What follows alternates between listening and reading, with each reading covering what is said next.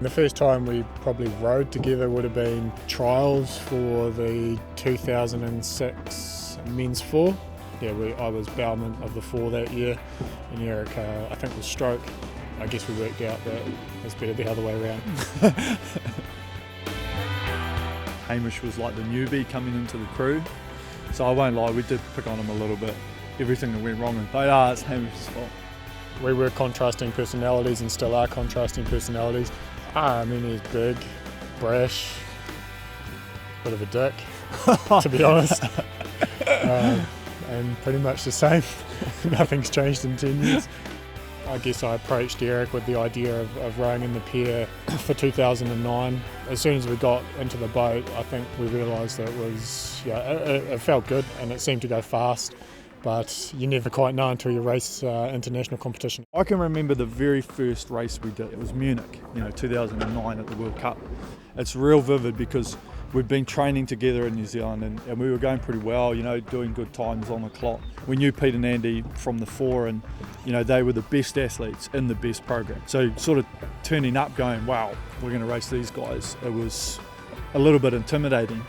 Going into that final of that World Cup in 2007, and I think we put a fairly healthy margin on them, and that was when we sort of thought, we've really got some speed here. So it was a good confidence boost. 2010 was our worst year, I think. We won all our races, obviously, but in terms of boat rhythm and speed, the final, which was probably the only race where going down the track I actually seriously doubted. I was almost sort of making my conciliatory speech in my head as like, what am I going to say? This is probably, I'd love to know what an Olympic medal feels like, but this was just amazing, absolutely amazing. The biggest change that we've made was post World Champs 2010, and we made some technical and philosophical changes, I guess, in terms of how we row the boat, and also a few setup changes, that sort of thing. The one thing that we've never really done in our boat was sort of experiment with setup.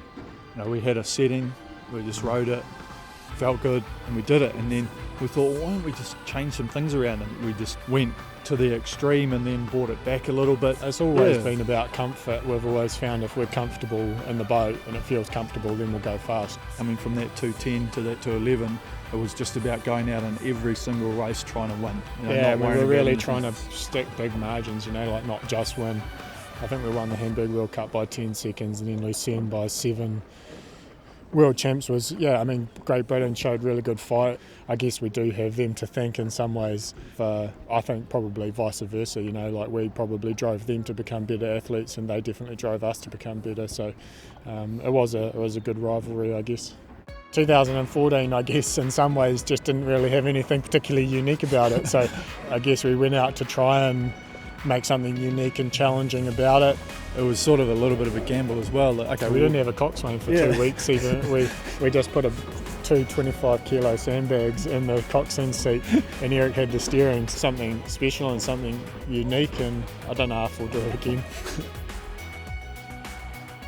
We're focused on rowing, so when we're down and we're focused on the rowing, then we've both got the common goal and we've got the desire to be the best that we can be and to get the best out of ourselves and out of one another. But then when we're away from rowing, Hamish has got his life, I've got my life. We do room together. Yeah. We're rooming together now. It sucks.